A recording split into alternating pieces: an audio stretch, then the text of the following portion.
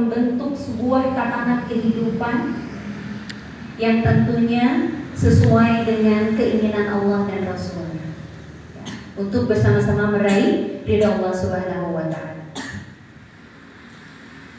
Alhamdulillah yang dimuliakan Allah, kita hadir di tempat ini tiada lain, tiada bukan. Karena apa?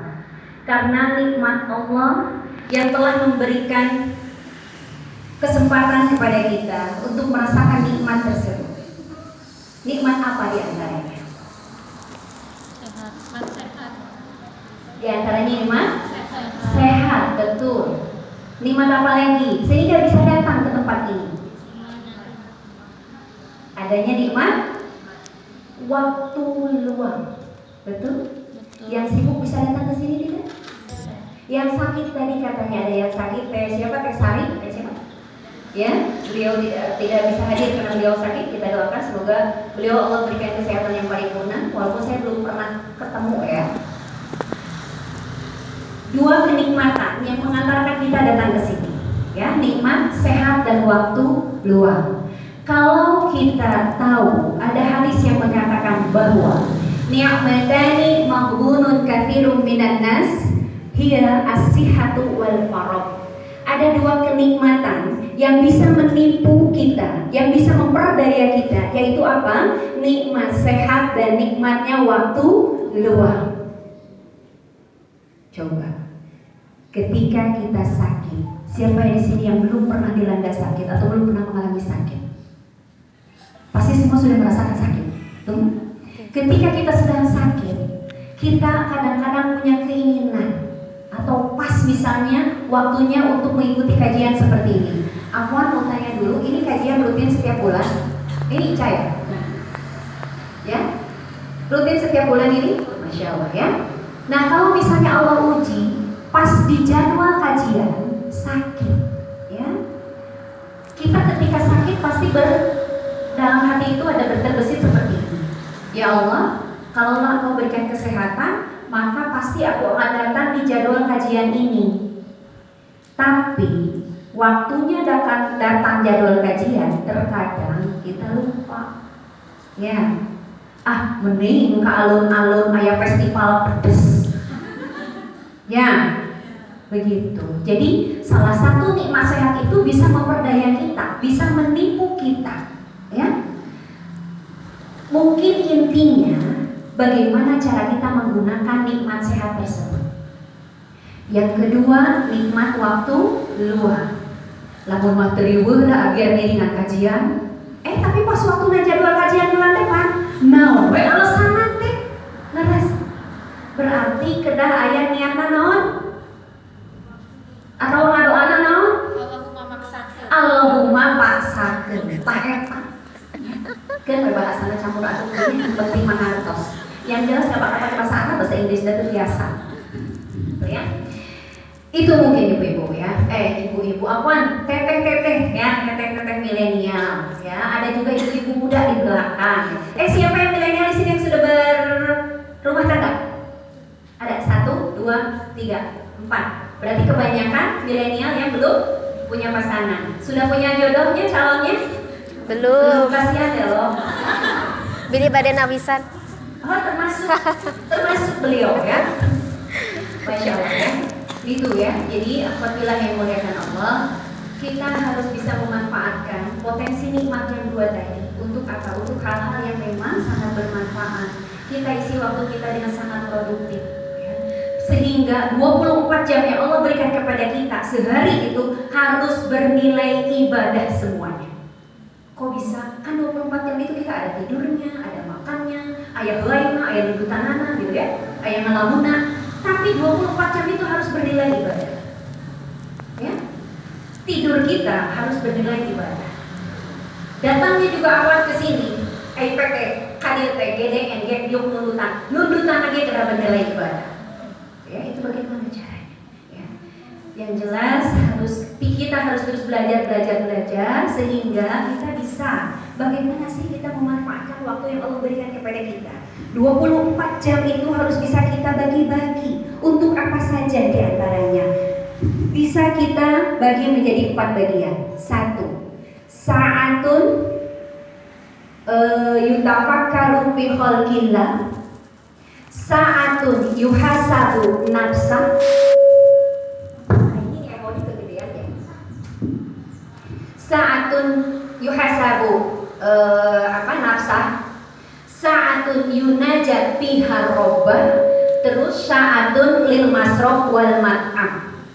Yang pertama, kita jadikan 1/4 waktu di 24 jam itu untuk bermunajat kepada Allah. 1/4-nya lagi untuk bermuhasabah kepada Allah. 1/4 jamnya lagi untuk mentafakuri semua ciptaan-ciptaan Allah. Yang keempat, waktu untuk lil mat'am wal masyrab, yaitu untuk mencari rizki. Jadi 24 jam itu kita bagi-bagi ya, sehingga semua detik, semua menit itu bernilai ibadah. Ya, jadi kita manfaatkan. Ya, apalagi di depan saya ini para milenial yang masih memiliki kesempatan yang sangat panjang, ya, yang memiliki potensi berkembangnya itu lebih ya ketimbang kita yang udah emak-emak gitu ya. Tadi sebutkan saya kelahiran 82, 30 November kemarin pas kepala 4 saya itu ya. Tapi asal ini milenial ya, paling milenial ini. Tuh ya. Sehingga bagaimana cara kita memanfaatkannya itu ada dalam sebuah lagu. Lagu siapa? 5 perkara sebelum datang 5 perkara. Kaci nyanyi Kaci. Yo. Ingat 5 perkara sebelum 5 perkara. Muda sebelum tua, kaya sebelum miskin, Lapang sebelum sempit, sehat sebelum sakit, hidup sebelum mati. Lagu saya apa? Lagu saya?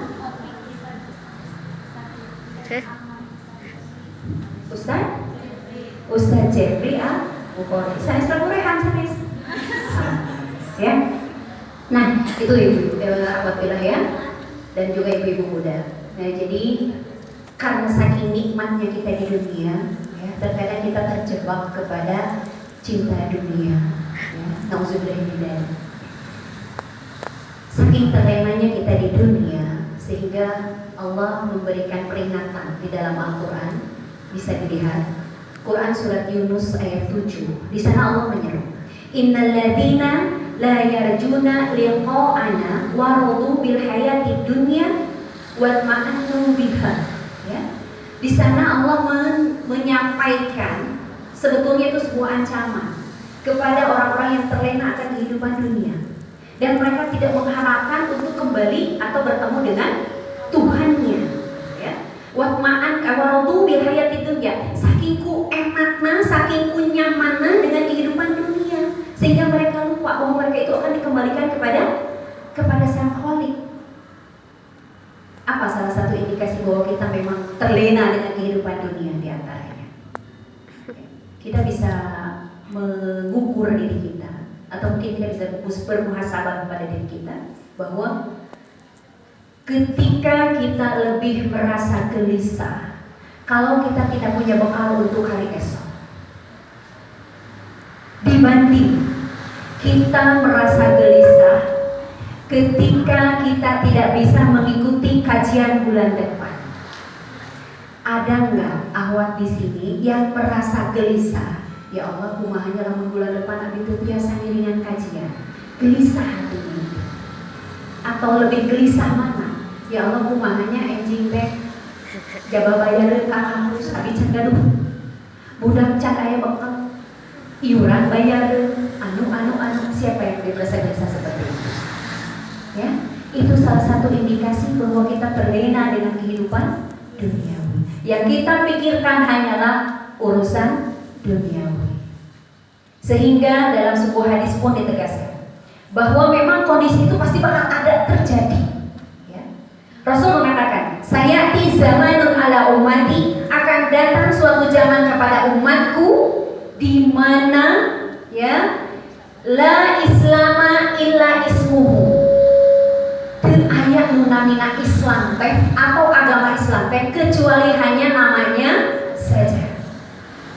Wala Quran illa qiraatuhu, dan tidak ada yang namanya Quran ini kecuali hanya bacaan saja, hanya sebagai bacaan saja, ya. Wa himmatuhum butunuhum, dan orientasinya itu atau yang menjadi cita-citanya itu butunuhum, hanya untuk mengisi perut-perut mereka saja. Wa qiblatuhum nisa'uhum, dan yang menjadi kiblatnya atau orientasinya itu adalah nisa'uhum, perempuan-perempuan mereka. Nauzubillahi min dzalik. Kita perempuan yang hadir di sini ya, di suatu hari nanti, di suatu zaman nanti akan dijadikan sebagai objek pemuas saja. Nauzubillahi min dzalik. Perempuannya mana? Bukan kita. Ya, tentu saja perempuan-perempuan di luar sana. Yang terakhir, wadinuhum birohamuhum, dan yang menjadi agama mereka atau yang menjadi aturan-aturan mereka itu adalah dirohamuhum, yaitu dirham-dirham mereka. Maksudnya uang yang akan menjadi aturan. Siapa yang kaya dia yang menang, siapa yang kaya dia yang dihormati, siapa yang kaya dia yang akan jadi pemenang, siapa yang kaya dia yang akan jadi tuan yang dihormati. Itu nanti akan terjadi di suatu zaman seperti itu. Ya, itu penyebabnya apa? Sekali lagi, penyebabnya, dan waktu itu Rasul bertanya, ya, awakilantum nahnu yaumin ya Rasulullah, apakah kami waktu itu jumlahnya sedikit? Rasul menjawab apa? Antum gusaun ka gusa'is sayf. Kalian itu banyak tapi seperti buih di lautan, teu aya manfaatna, terombang ambing ke sana, terombang ambing ke sini. Ya. Apalagi kalau yang tidak punya pendirian, seperti halnya sekarang, ya, berduyun-duyun ke punten, ke alun-alun, ya, untuk merayakan apa? Nataru, ya. Banyak sekarang sok tinggal di WA, ya, yang bikin status. Udah perhatian tidak boleh ikut merayakan tahun baru, ya. Ya sudah, kita masukkan aja, benar ngapain? Nah, ya, itu bukan tahun baru kita. Ya. Harusnya kita apa? Makmurkan masjid. Ada kan tablik akbar di pas pergantian tahun itu, ya, supaya apa? Ya supaya itu menjadi momen untuk muhasabah diri kita. Selama 1 tahun ini apa yang sudah kita lakukan? Selama 12 bulan yang berlalu itu apa yang sudah kita lakukan? Apakah kita juga bisa menghitung? Apakah lebih banyak ketaatannya atau mungkin sebaliknya lebih banyak kemaksiatannya kita kepada Allah? Itu yang mungkin harus kita lakukan. Dan harus diingat, ya, dalam Al-Quran dikatakan, wa in tuti aktsara man fil ardi yudilluka an sabilillah. Barang siapa anu sok tuturun kuning, ya, nu sok ngiringan, batur wayahun tahun baru ngiringan, batur mengucapkan selamat Natal ngiringan. Awas, hati-hati, sebab Allah yudilluka an sabilillah. Dia akan memalingkan kamu dari jalan Allah. Itu, ya, awalnya yang mereka Allah. Jadi sekali lagi, yuk rubah orientasi kita sekarang, ya, bahwa dunia itu bukan menjadi tujuan akhir kita, ya. Kita harus terhindar dari yang namanya hubud dunya wa karahiyatul maut, atau penyakit wahan, ya, wahun, ya. Itu alhamdulillah yang muliakan Allah. Nah, sejatinya Allah tadi memberikan nikmat sehat kepada kita, ya, harus kita syukuri. Karena apa? Karena sehat, ya, sebetulnya itu seolah-olah kita sudah menguasai 1/3 dunia. Jadi kita harus betul-betul syukuri nikmat sehat ini. Karena apa? Karena 1/3 dunia sudah kita kuasai. Kan? Ada hadis yang mengatakan, man asbaha minkum aminan fi sirbihi. Ya, barang siapa yang bangun tadi pagi hari, ya, di antara kita aminan fi sirbihi, kita aman di rumah, aman, rumah tangga aman, dengan keluarga nyaman, tetangga nyaman. Aminan fi sirbihi itu aman di sekitar lingkungannya, ya, satu aman. Kedua, mu'afan fi jasadihi, sehat walafiat jasadnya, ya. Alhamdulillah, ya, kita sudah diberikan nikmat sehat oleh Allah. Dan indahu quta yaumihi, kita mempunyai bekal minimal untuk hari ini. Nah itu teh seolah-olah 3/3 berarti ya, 1 aman, 2 sehat, yang ketiga berbekalan cukup. Berarti cukup dengan menguasai dunia itu dengan 3 perkara tadi. Berarti sehat merupakan 1/3 penguasaan dunia. Itu alhamdulillah ya. Jadi sekali lagi kita harus benar-benar memanfaatkan waktu yang Allah berikan dan juga nikmat sehat ini. Ya. Apabila yang dimuliakan Allah dari Allah. Apabila yang dimuliakan Allah.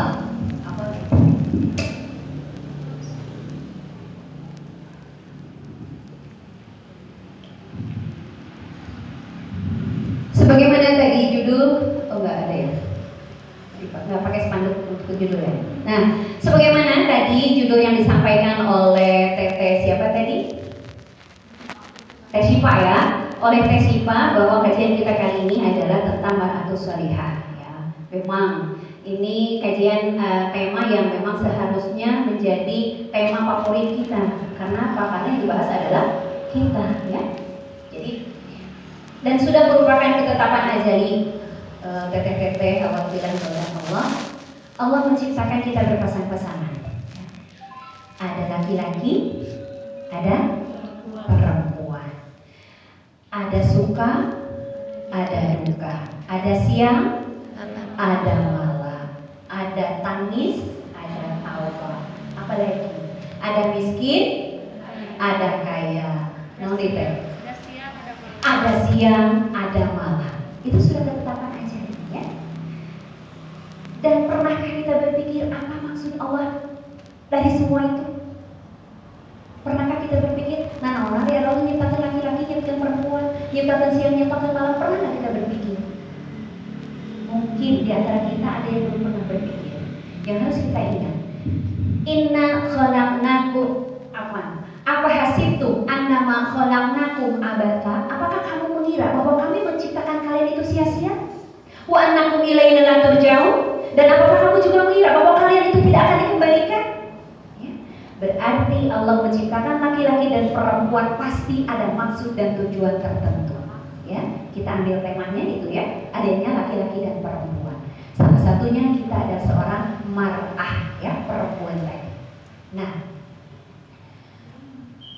kalau kita kaji ya definisi tentang mar'ah ya. Bahkan dalam hadis dikatakan bahwa al-mar'atu sholihatu imadul binan ya, bahwa perempuan yang soleh itu tiangnya apa itunya harus duduk apa gimana ya? Itunya harus